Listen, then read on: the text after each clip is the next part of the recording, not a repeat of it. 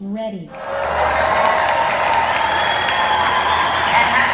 Welcome to episode 30 of the Go Get 'em Agility podcast. My name is Margaret Hughes. I'm your host, along with my daughter, Emma Hughes, and my best friend and life hero, Erin Lynch. Hi, Erin. Hello. Hi, Emma. Oh, hello. Welcome to our pod. You're our first guest. That's exciting. It is very exciting. So, Erin, do you want to tell everybody who you are and how we know each other? Yeah, and it's a good thing they can't see us because I'm all blushing and all bashful.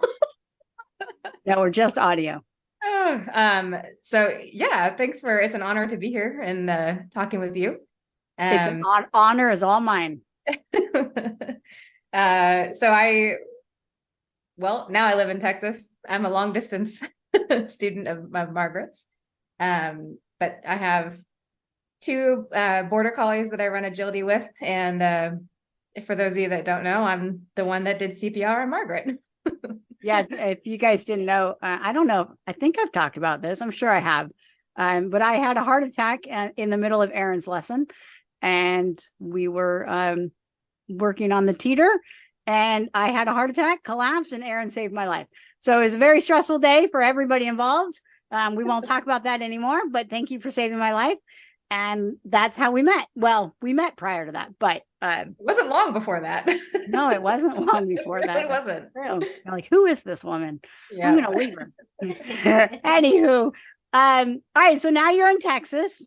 Yes. And so one of the things that we're going to talk about today, we may talk about a couple of different subjects, but the first one that we're going to talk about is the Agility League. So it's AKC's Agility League. I think they're on season 4. So I think this is round 4. I know I've done 2 rounds. Yes. I'm completing my second round now. So yeah, I think this is the 4th season. Yes. So I think they had the pilot season, which was season 1. Yeah. And then we're now on season 4. So yes. I think this is 3 for me. 3 for you. Yeah. Yeah. So let's talk about what a league is. So it's the American Kennel Club's Agility League. So Erin, you want to tell us what it is? Yeah. So basically the Agility League represents the full gamut of not discipline, but skill level.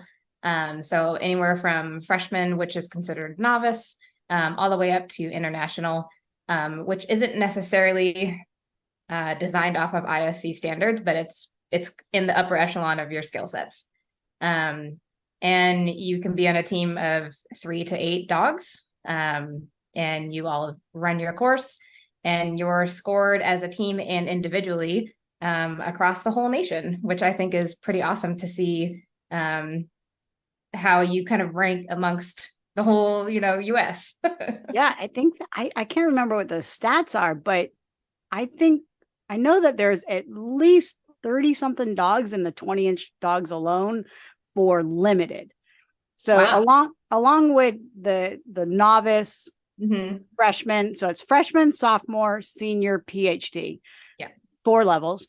And within those 4 levels, there's also 3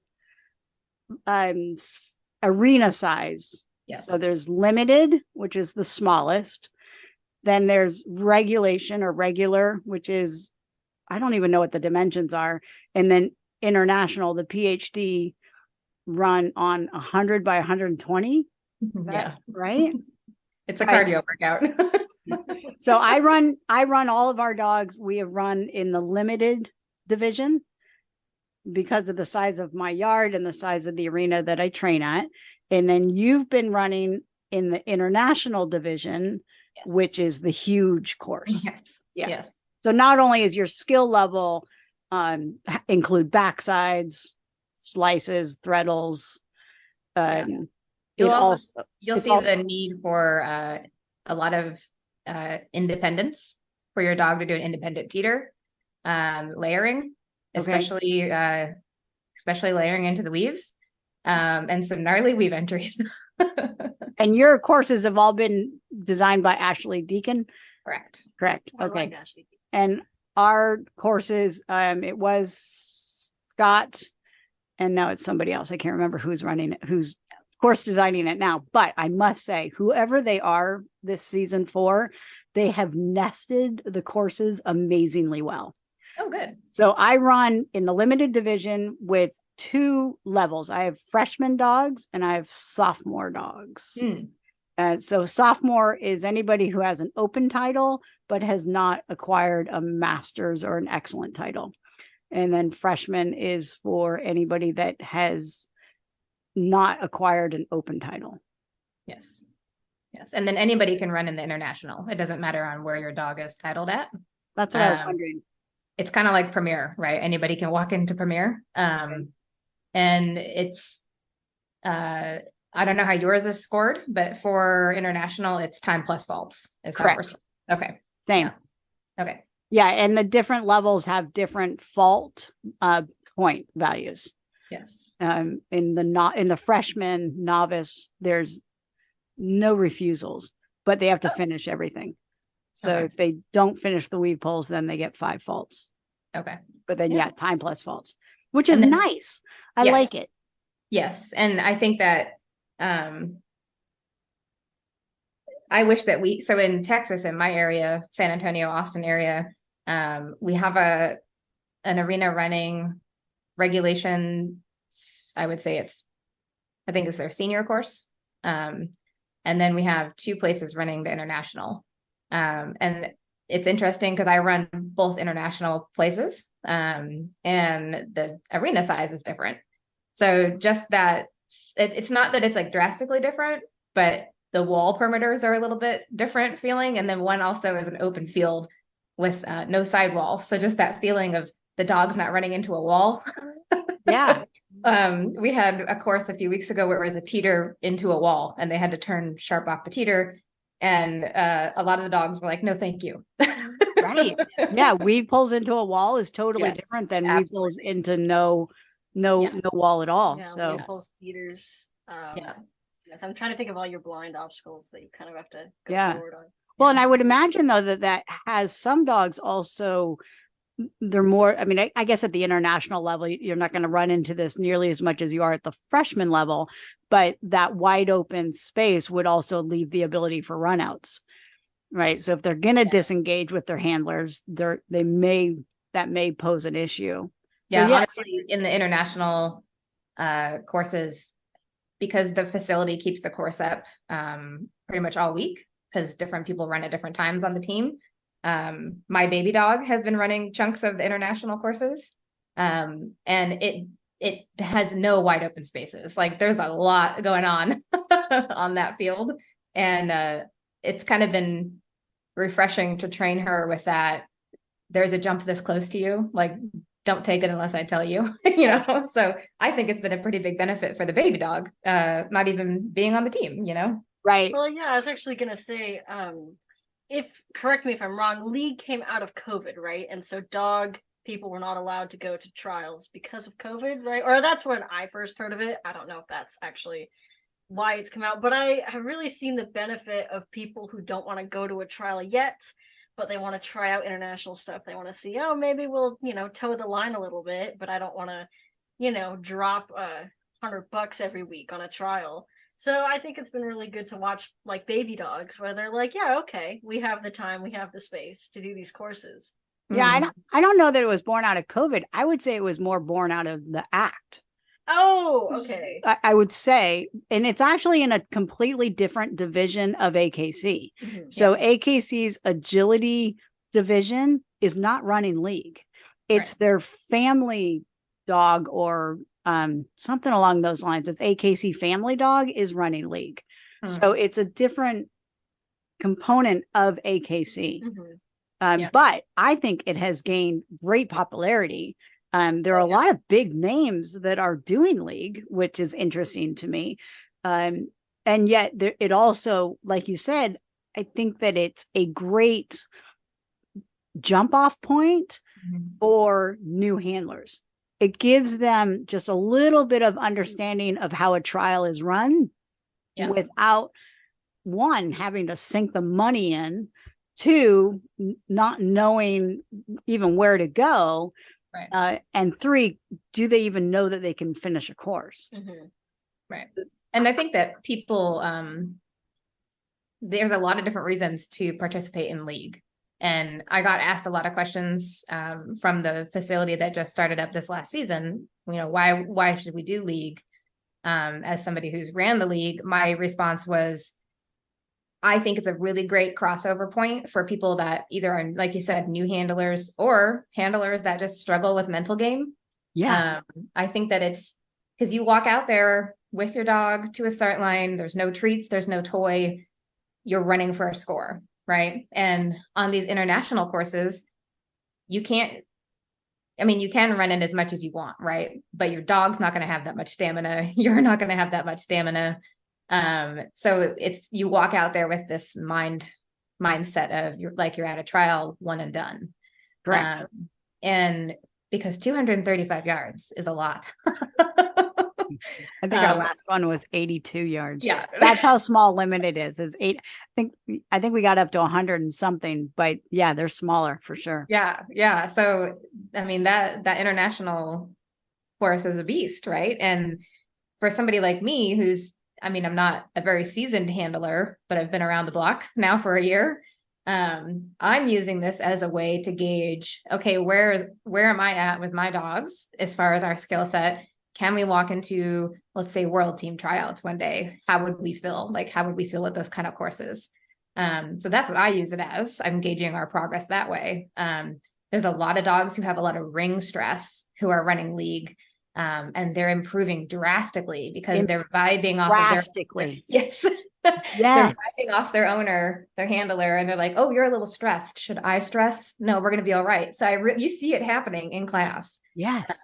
And I think that it's really awesome. And I think that, especially in the international division, I don't know how many times you're going to walk into a regular class and have a running dog walk to a 90-degree weave entrance.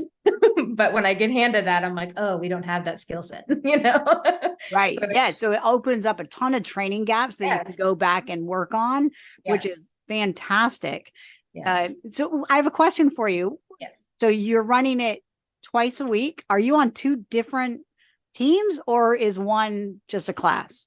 I'm on 2 different teams, which we found out is legal. Yeah. It's been cleared.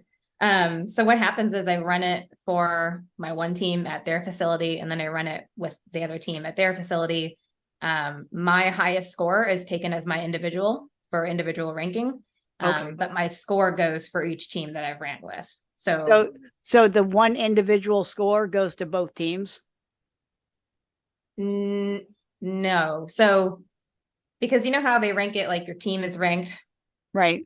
That's just all the scores, like all the scribe sheets, we enter them, that's your team score. Right.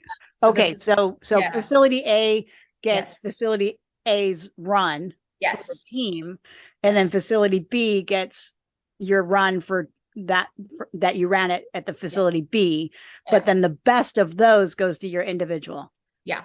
Nice. Yeah. Because the yardage is not spot on, right? The yardage is not exactly the same in each place. It's like a couple of yards different. Ironically though, our times have been like right in sync.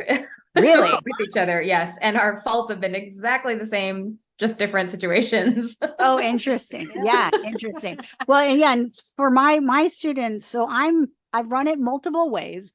The first time that we ran it, it was at my house, and I was separating out training. So it was specifically league days. Mm-hmm. And then the second time that I ran it was also separated out as strictly league days. Yeah. Which was great. I loved it, but it added another element of time that I wasn't really able to give. Before we forgot to say how long league goes. Oh yeah. So each season is 12 weeks. Yeah. 6 rounds. Yeah. So every other week they post the course, and you have 2 weeks to run it, and then you have to submit your scores, and then they release another round. Yeah. So it's 6 rounds that you do over 12 weeks. Yeah. And that's a long time. Yeah. And so this third time that I've done it I put it into class. So it's actually run during my class time, every other week, essentially. And we've skipped some weeks, and we have to ask for an extension this next week because of 4th of July. And there's been some definite pros to it and then some definite cons to it. So I really, really like it that it doesn't add an extra day of agility for me. I've really enjoyed having just 5 students run the course at a time. But on the flip side of that, it's only 5 dogs that are offering stress to the handler and offering stress to the dog. So it's a little less like a trial environment when it's run in the class. But that helps the dogs, but the handlers still know that they're under a time fault, right? Or a running fault. And so that's been an interesting thing, because I have personally found that the handlers are stressing out more, and the dogs are like, chill, this is our practice area.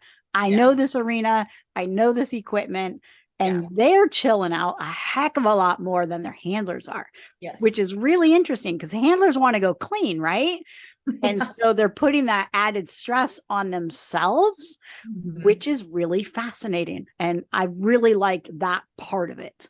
The downside to it, besides not having it more trial like, with 20 other dogs or however many in our first season, I had 4 teams of 8, and we got together in groups of 2. So we had 16 dogs at each session, morning session, and then the afternoon session. And that worked really nicely. And we were only split out because of the parking. So that's why we split out. The downside to it being during class is for my lower level dogs. So those dogs that are not sequencing yet or not running courses yet, I have been forced to put up the league course. So if I want to work the dog walk, I'm not. If I want to work the teeter, I have to pull it out if it's not part of the course. And some of that has been fine. I've dealt with that fine. Other parts, the way that I train, I like to build on last week's skill. And so that makes it more difficult. So on one hand, it's been fantastic. On the other hand, it's been, this is not working for this group of dogs. And I think that, so we do the same where it's up for a week, basically. All the classes are exposed to it, whether you're running league or not. And like, for example, my 5:30 class on Monday, there's 3 of us in the class out of 6 or 7 people who run on the league. So when we go run, when it's our turn, we're being scored. Whereas like the other people go out there and they just run it to run it. And I think that, yes, as an instructor, I think it is a little bit difficult for the instructor to find ways to tweak things for dogs that are maybe don't have a backside. And here's this international course, right? Or maybe the handler has no interest in running that kind of agility. Because if you're not going to run Premier, you're never really good. I mean, you might see a backside once every blue moon in Master, right? But so I think that we run into that a little bit, as well as the baby dog classes. They kind of have, and like you said, they're not getting exposure. They're not getting the exposure to the contacts, because when there's a jumpers course, it's just jumping for a week. Exactly. And I've had both, some of my students who loved it, absolutely loved having it part of class, and then others that have already made comments like, it makes it different. So my plan is to only run it once a year. Rather than every season. Every season's difficult. Do the seasons, are they consecutive? So you hit, 12 weeks, and then you go to the next 12 weeks immediately? No, they've done like a 2-3 week break, because they have, or maybe even more than that. So like it ended in either early December, and then it didn't start up again until either late January or even February. I want to say it's probably like a month, because I know we end like the first week of August, or the last week of July is the end of this one. I think they did 3 seasons a year. Yes. They may modify that. Yeah. Because now they're doing an actual nationals. Oh, Yes. fun. So there's leagues in what, Missouri or something? Yes, Missouri at Purina Farms. Any dog who's completed any dog who's completed this season prior to this last one that started. So this last one that started was like the last opportunity for somebody to complete the season in order to be eligible to run. And you had to have at least 3 dogs from your team going, and 2 people from your team going. Which if you live nearby, that's fun. Yeah. But if you don't live nearby, it's a little difficult. Yes. I know that there's a lot of people in my area who are interested in going to that event for nationals because they are newer handlers with newer dogs who have never been to a national event. So I think that would be a really awesome stepping stone. Because let me tell you, as a new kid on the block, when Coraline and I stepped to the line at nationals last year or last March, I was like, holy cow, that's a lot of energy. Well, you kind of jumped in the deep end there. I mean, you went from 0 to 100, which is just incredible that you have. I got to give you props for that because there are very, very, very few handlers out there with their novice A dog going to nationals within 2 years. Yeah. It's extremely rare. And so, and doing well. Right. She handled it a lot better than I did. I was like, woo, I'm walking next to these amazing handlers that I idolize. And then I'm like, I'm not concentrating on my walkthrough.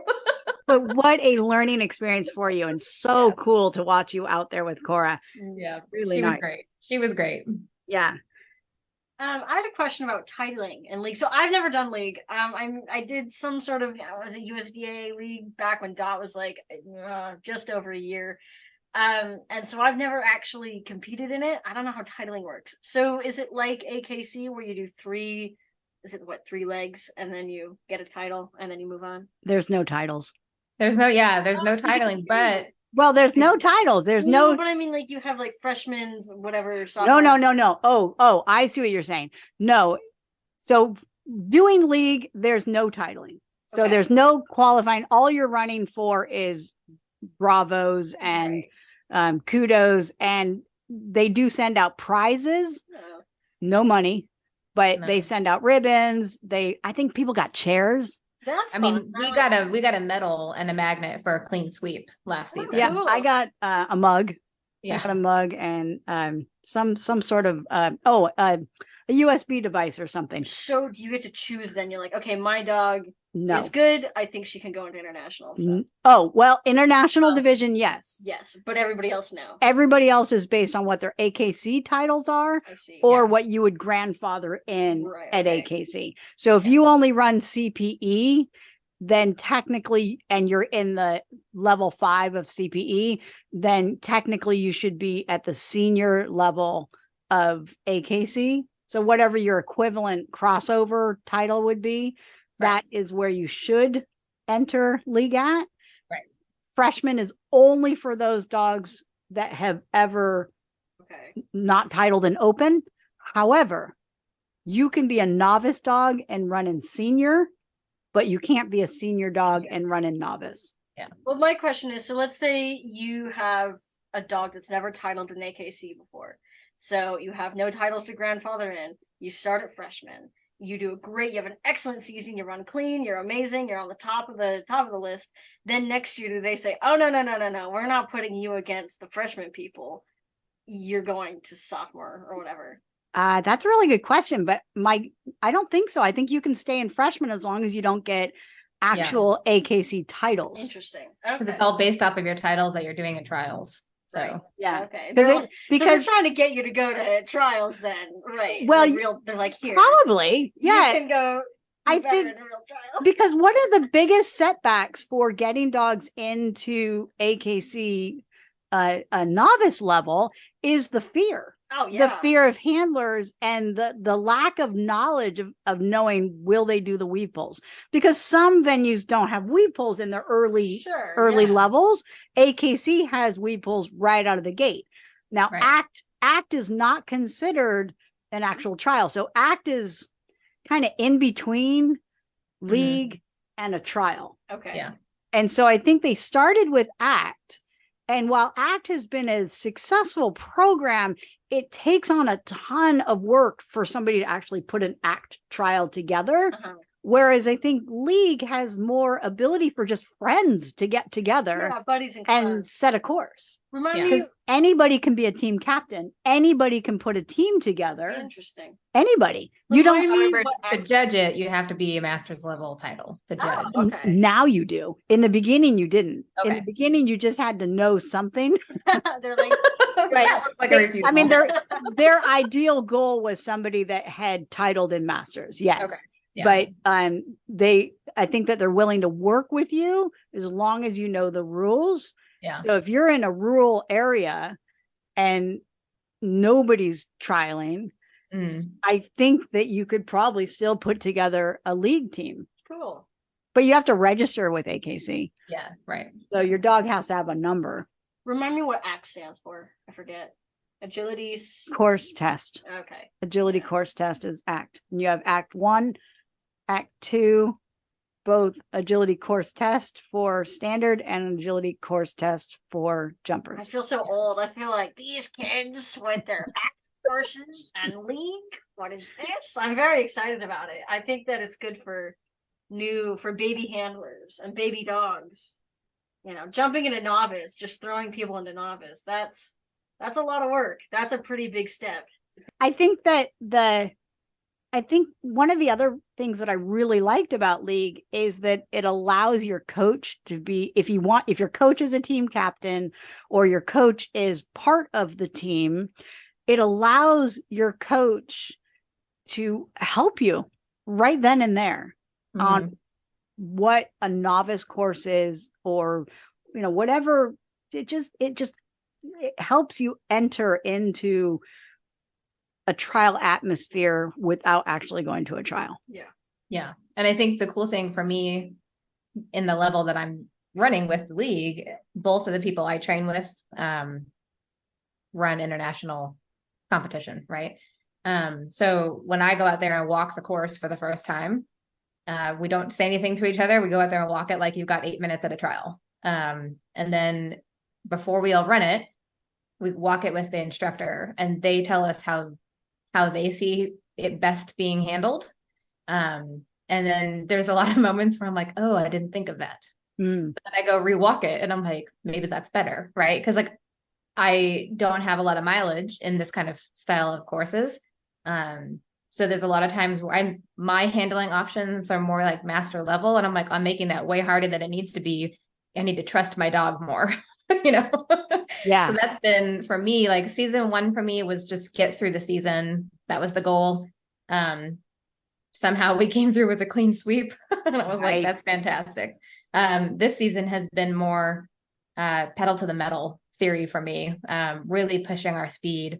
Yes, we've sacrificed some bars, but I mean, she's like 2 to 3 seconds faster on every run this season. So this season you've been running in the heat.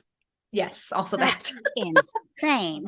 Yes. I run 1 day of the week. We run outside in Texas, and that's a little murderous. Oh my God. Well, we were running in the snow, if that makes you feel better. I would rather run in the heat. But she's been doing fine handling the heat with your time. And that's because your skill set has come so far, and your handling as well. Yeah. And like I said before, like I walked that line with a one and done. I'm not going to ask her to do it again because of the heat. Maybe if it's like, oh, I know we could have like kept that bar up, let's try it one more time. But at any point when like something else goes wrong in that second run, I call it. And I said, nope, we're taking that first run with the fault. And I do that to preserve my dog's, well-being and her safety. Because let me tell you, after you run that far in the heat, it's hard to talk. It's hard to think. So if I'm feeling that way, I know she's feeling it too when her tongue is, a mile out of her face. And then we always take precautions. I think the best thing I've seen from my instructors is they will tell people your dog needs a break. Like, we're not going to drill this anymore. Give your dog a break. They've really been a really good advocate for the dogs. So they keep us really safe. Yeah. Give me a number 1 highlight and a number 1 downside. Well, the downside's easy for me. And that is, I miss going to class for skills and drills. I miss going to class knowing that I'm going to be able to take a toy or treats and reward my dog for good effort on something that maybe was really hard. Because even though she is my now master level dog, she's not even 3 and she deserves to be praised. Right. So I feel like because both classes that I take her to, we run league in both those classes, it's kind of sucked the joy a little bit out of our training skills. But every other week we get those moments together when there's no course. So we still have it just in smaller doses. Okay. My biggest, I think the biggest thing I've gotten out of it is to just run with confidence and trust my dog. Like the most, I can't tell you from like run to run which one has been the best, because every time we make it through one of these courses, I'm just so proud of us for even getting out there and trying. But just trusting her, knowing that, for example, last week we just ran a sequence and there was a blind tunnel send and I just pointed and I started running the other way and she went and I was like, holy cow, that's my dog. She's amazing. Yeah. You know? Yeah. I mean, yeah. So not only will it highlight some training gaps you may have, it's going to highlight some of the awesome stuff that you already have trained. Yes. Yeah, because it definitely, like you said, when an instructor puts together a course, especially if you've got a mixed crew, you're not going to throw a wicked weave entry at a mixed bag of students. Yeah. Usually, right? I mean, maybe once in a blue moon, but it's certainly not going to be a regular thing. Whereas league is. They're going to continue. They're going to hit you with that weave entrance again and again and again. So, and I think I would say the other thing that's been really good for us is we run AKC, USDAA, and UKI. So we run it all. And I can tell you that her and Cora and I, when we step into USDAA or into UKI, we read each other better now. We actually struggle the most in AKC Masters now because I've taught her to push her distance from me and to drive. And when you get into some of these AKC Master courses, you're like, nope, that's an off course. Right. Right. So we actually are having a really bad season right now of AKC Masters trialing. But I never tell her she's wrong because, oh my gosh, I'm so proud that she's driving so well. And we're prepping for the US Open. So I'm like, just keep driving, dog. It's all right. Yeah. No, and they eventually do learn. I think, you keep up the mixed bag of yes. styles of courses. I definitely think that they learn, but there is that interim where they get confused and they'll either go too far or they'll stay in too close. So there's definitely a learning curve, not only for the handler, but definitely for the dogs as well. Yes. Yeah. I had one more question for you. Is your international, are they nesting courses? Are they running senior, sophomore, and freshman as well? No, it's just PhD. Okay. Yeah. Right. There's PhD regulation. There what? There's PhD regulation size, but there's just international PhD. Okay. Yeah, we're nesting freshman and sophomore. Yeah. Yeah, which is why for us, the international PhD, it is a little bit more difficult for the baby dog classes, the foundational classes, or your novice handling class to walk out there and find something they're capable of doing on that course.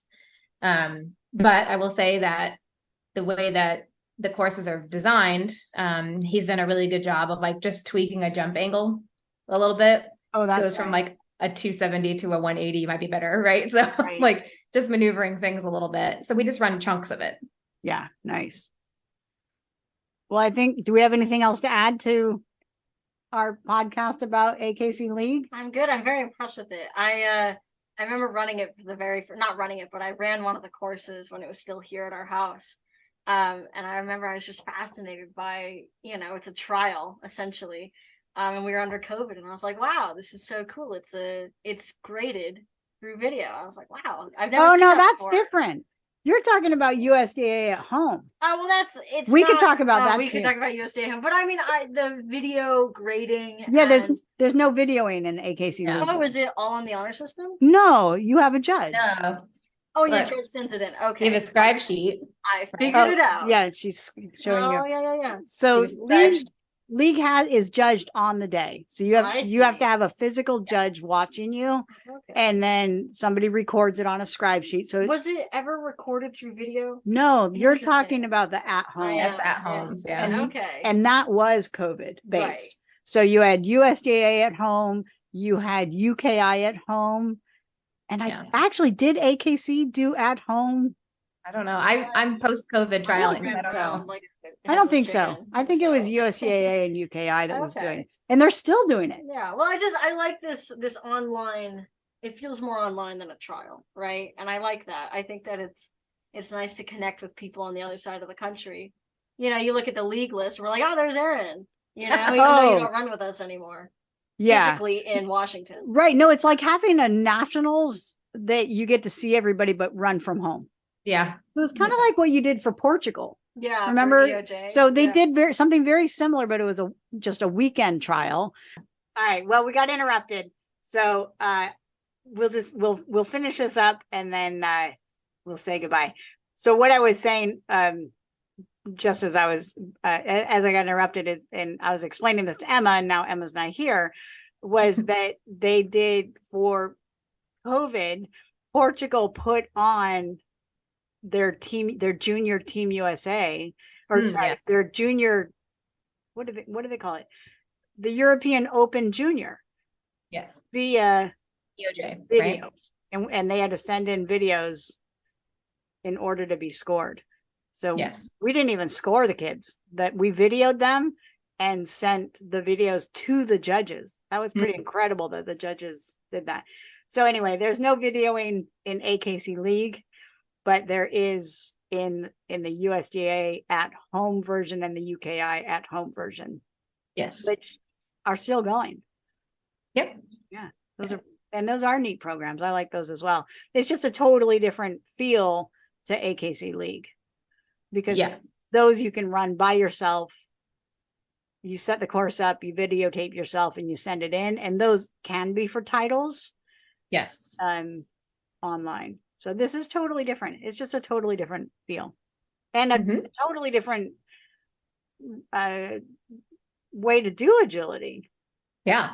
Completely different to a trial, and yet similar, and completely different to practice, and yet similar. Yes. Yeah. I really think that it's a great way to bridge the gap, and I think it's been hugely successful for AKC. I think. Yeah, I think it has too. And just looking at the numbers, like last season, the international, I want to say we had like 31 teams. Or no, I'm sorry, not 31 teams. In the 20-inch height division, there was 31 dogs for me competing against. This season, there's like over 50. So like, just in the 20-inch class. Yeah. Well, and I know in Washington, I think we were one of 2 or 3 teams last year. And this year, I know 2 just within 20 minutes of each other. Yeah. 40 minutes of each other. Actually, no, Argus is also running. So Argus is running, we're running, French Creek is running. Yeah. I know out in the peninsula they're running. That's great. And so, yeah, there's quite a few. So I think that, and they also do scores kind of, sort of regionally. Yes. So they'll eventually put up all the scores for the Pacific Northwest.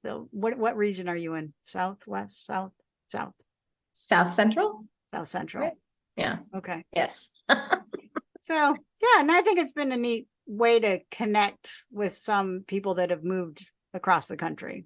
I do too. Yeah. And I think it's a really cool way, because I'll see people from Washington on their standings sheets, when they come out every week, and I'm like, oh, they did so much better this week, or like, oh, they placed in the top 5, and I get really excited for them. Even though I'm not there in the trialing world with you guys anymore, but my heart's always still there. So I have one student who I goaded him into signing up. I'm like, you got to do it. You've got to do league. And so all of his classmates also are doing league. Yeah. And so he's run 3 rounds. He's been first place every round. Oh, wow. And he looked at me the first round. He's like, oh, I didn't realize we were that good. And I'm like, yeah, that's why I wanted you to do league, because you're that good. And it confirms what I see. Yeah. But also for him, it opens up his world to, oh, I didn't know my dog was this good, because he's never trialed. Yeah, he's a busy guy. All he wanted, his kind of, it's an interesting little story. His wife got him into it, started the dog, and then his wife became injured, and so he kept the lessons up, and all of a sudden he's now the handler. And and so he hasn't even asked about, well, he's probably asked, but he just hasn't had the time, or for whatever reason he hasn't trialed. And so this kind of opens up his eyes to see, you have a good little dog. You have the potential to go further if you want to. Yeah. And I think it's interesting, because I know when I step to the line in novice, I even feel this now, getting ready to debut Reba soon. There's a lot of like stage fright that happens, right? Because especially with the second dog, because people know me now. Right. And I'm like, oh, there's expectations. Yeah. So I think that the league kind of takes some of that away, because you're really just amongst friends, right? Or at least colleagues. And you're not, you don't feel like everybody's watching you run, and there's no spectators essentially, waiting for their turn to run their small dog or big dog. And I think that for me has been helpful, because I do have a little bit of that mental game issue where I get a little flustered. I get a little embarrassed if I mess up. Yeah, that disappears eventually with time. Well, it doesn't disappear completely. No. With bringing Eli into the agility world, I mean, Jinx was my last dog to debut, and that was actually Emma's dog, but he was behaving so poorly that she wouldn't take him in the ring the first time. Yeah. That's how much of a turd he was. But and again, I think that comes down to, one, we were above our heads with Jinx. He was our first border collie, and my Sheltie Tia, she was fabulous right from the get-go. Jinx was not. And now debuting Eli, I mean, eventually there's and being an instructor. So Eli is my first dog that I'm debuting as an instructor. Yeah. Wow. Every other dog was either Emma's or prior to me being an instructor. Yeah. And so there's definitely a different feeling when you think that you have eyeballs on you. Yeah. Yeah. And in reality, everybody's so absorbed with their own worlds.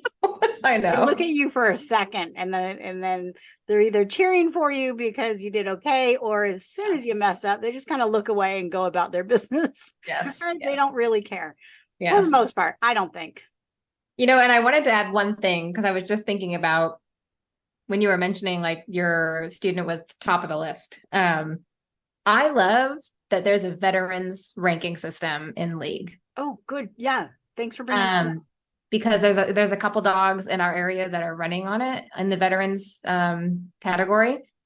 And I hope that this is maybe a gateway into them offering that for regular trialing, because I think that if the older dogs still have it in them, they should still be able to run.